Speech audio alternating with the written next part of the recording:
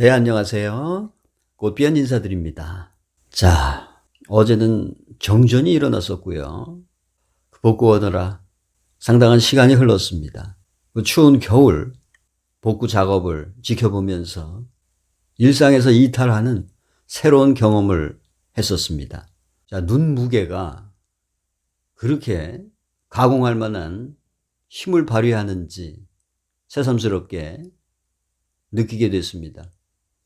쌓인 눈이 나무를 부러뜨리고 부러진 나무가 전신줄을 덮쳐서 전선이 끊어지는 그러한 사고였습니다. 자, 눈의 무게, 이거 정말 대단합니다. 오늘은 성냥갑 속에 기차의 엔진이 들어갈 수 있다. 자, 이런 얘기를 좀 해볼까 합니다. 기차 엔진은 어마어마하게 크죠? 근데 그걸 과연 성냥갑 속에 넣을 수 있을까? 근데 이제 그게 가능하다는 게 이 과학자들의 주장입니다. 어떻게 가능하냐? 기차의 엔진이 물질이잖아요. 거기서 공간을 빼내는 거예요. 기차 엔진이라는 것은 원자들이 구성하고 있는 거죠. 그 원자와 원자 사이에는 공간이 있습니다. 그러니까 공간을 빼내면은 원자 알갱이들만 남겠죠. 그 원자 알갱이니까는 그거는 무게는 변치 않을 겁니다. 공간에는 무게가 없잖아요. 그러니까 기차 엔진에서 공간을 빼내면은 그 원자 알갱이들만 남겠죠. 그러나 무게에는 변함이 없을 겁니다. 부피는 줄어들겠죠. 부피가 엄청나게 줄어들겠죠. 그러면서 원자 알갱이들만 남습니다. 그러니까는 부피가 작아져서 성냥갑 안에 그 기차의 엔진을 담을 수 있다는 겁니다. 과학자들 주장이에요. 지구를 그런 식으로 축소시키면은 사과 하나 정도의 크기로 축소시킬 수 있다. 이렇게 주장합니다.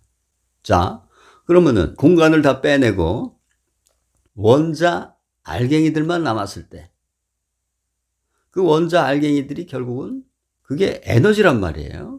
그러니까 돌멩이는 에너지 알갱이일 뿐이란 얘기죠. 쉽게 얘기하면. 자, 그리고 그 에너지를 그 알갱이들을 이제 하나하나씩 제거한다고 생각해 봐요. 그 알갱이들을 하나하나 제거해 나가다 보면은 나중에 아무것도 안 남겠죠. 공간을 이미 빼냈기 때문에. 자, 공간으로 불려줄 수도 없고, 그 다음에 원자라고 불러줄 수도 없어요. 또 에너지라고 불려줄 수도 없는 거죠. 그게 바로 의식이란 얘기죠. 이제 과학은 의식에 굉장히 접근해 온 겁니다. 머지않아 의식을 발견하게 될 거란 말입니다. 붓다는 이미 그걸 발견했어요. 그래서 붓다는 아주 위대한 과학자다.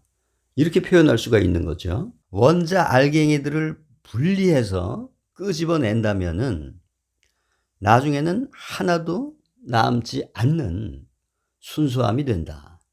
그것을 붓다는 니르바나라고 표현했어요. 자, 이것을 이제 우리 인간 의식적 차원에서 한번 봅시다. 결과적으로는 그 공간을 다 빼내면은 원자 알갱이들만 남게 되고 그것은 에너지의 형태란 얘기죠. 그리고 원자 알갱이들을 하나하나 제거를 하게 되면은 이제는 순수한 비어있음이 남는다는 얘기입니다. 그것을 지금 의식으로 정의하는 거예요. 우리의 에고, 이게 어떻게 보면 원자 알갱이들이거든요. 그러니까 그 에고들을 하나씩 끄집어내면은 결과적으로 순수한 그 비어있는 상태가 된다는 얘기죠. 그러니까 욕망이 없는 그런 순간이 옵니다. 나라는 게 사라지는 거죠. 내가 완전히 사라졌을 때 오는 무욕의 순간, 우리가 이걸 이렇게 적용시켜 볼 수가 있는 거죠. 그러니까 거대한 나의 부피를 일단 줄여나가는 거죠. 명상이라는 것은 사념을 지켜보면서 그 간격을 인식하는 거거든요. 내 공간을 빼내는 겁니다.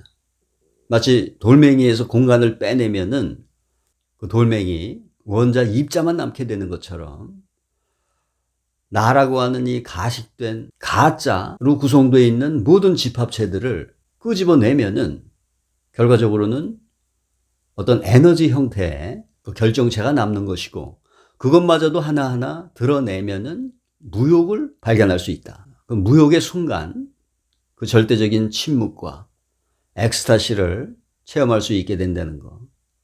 이것이 본질이에요. 그러니까 자아의 발견과 나의 깨달음의 완성은 그런 식으로 이루어지는 거지 누가 에너지를 넣다 뺐다 하는 게 아니란 말입니다. 자, 그런 사람들의 그런 형식의 에너지 전술이라는 것은 결과적으로 사방에 불행의 씨앗을 뿌리는 결과가 된단 말이에요.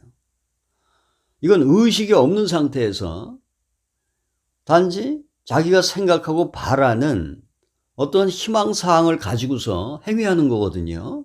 그러니까 이 생각하고 바라는 것은 중요한 게 아니에요.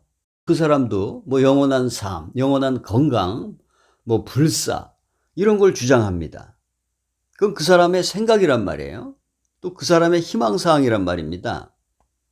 그런 건 중요한 게 아니에요. 그자의 존재가 도대체 무엇인가? 그자가 누구인가? 이런 존재적인 게 중요한 거란 말이죠. 그게 틀려 있다면은 사람을 돕고 있는 것처럼 보이지만 결과적으로 그것은 상대를 방해하는 결과가 될 겁니다. 또 항상 사랑하는 연기를 해요.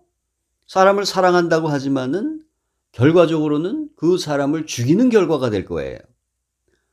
또 뭔가 가르치고 있는 모습으로 보입니다. 그렇지만 그 가르침은 진정한 가르침이 될 수 없겠죠.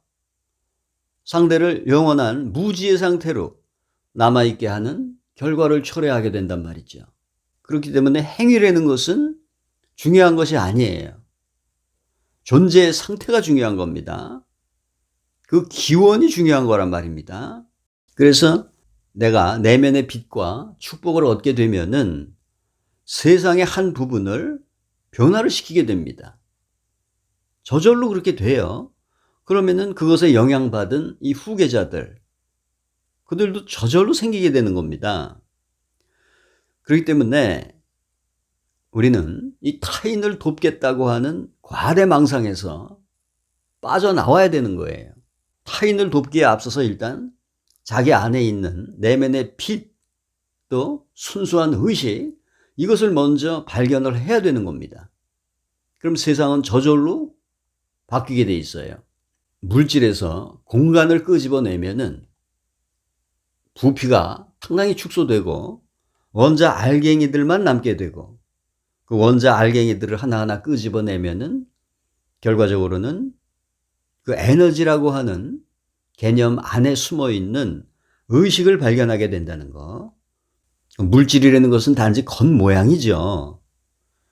마찬가지로 에고는 의식의 표면을 형성하고 있는 욕망의 집합체일 뿐이라는 거. 그것을 말씀드리고자 하는 겁니다. 그래서 마음이라는 것은 이 기계적인 녹음 장치에 지나지 않는 거예요. 그래서 우리가 녹음기를 틀면은 언제든지 그 녹음되어 있는 부분을 반복해서 재생할 수 있듯이 우리의 마음 역시 모든 게 다 기록이 되어 있기 때문에 특수한 어떤 최면의 방법이라든가 기억을 되살리는 그런 방법에 의해서 그 부분을 다시 들여다볼 수가 있는 거죠. 그래서 전생을 보는 사람이 있고 한참 지나간 그 과거를 보는 사람이 있다는 것이 사실 가능한 일이다. 그러나 그것을 봄으로써 우리가 얻을 수 있는 것은 과거에 내가 이렇게 살았구나. 그래서 이런 일들을 내가 반복해 왔구나. 그러니까 똑같은 실수를 이제는 범해서는 안 되겠다. 뭐 그러한 자각을 갖게 되는 계기는 될 수 있겠죠. 단지 과거를 끄집어내서 그것을 혼란스럽게 할 필요는 없는 거예요. 우리가 과거, 자기의 전생을 알므로써 얻을 수 있는 유일한 교훈이 하나 있다면은 동일한 실수를 내가 더 이상 반복하면 안 되겠다 하는 자각을 가질 수 있게 된다는 거. 그것이 교훈이 될 수 있을 겁니다.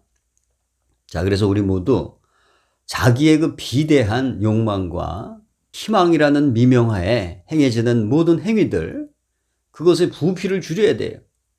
그 공간을 빼내야 됩니다. 욕망의 공간, 희망의 공간, 집착과 이 아집의 공간, 그런 것들을 다 빼내서 본질, 그것을 찾아 나가자는 얘기죠.